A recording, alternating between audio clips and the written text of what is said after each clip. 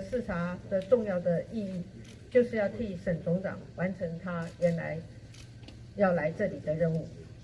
那么也就是说，各位弟兄姐妹，我是代替沈总长来看大家了。无论发生什么事情，国家跟总统都会照顾好我们国军弟兄姐妹。沈总长和几位同仁的殉职，所有的人都很心痛不舍。不过坚守岗位，守护国家，就是我们怀念沈总长的最好的方式。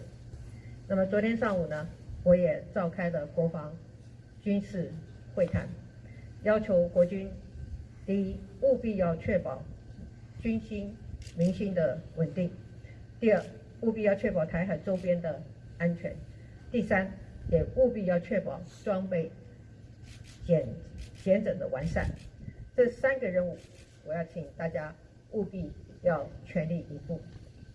我知道弟兄姐妹也关心后续的进展，我们已经展开调查工作，也一定会厘清我们事故的原因。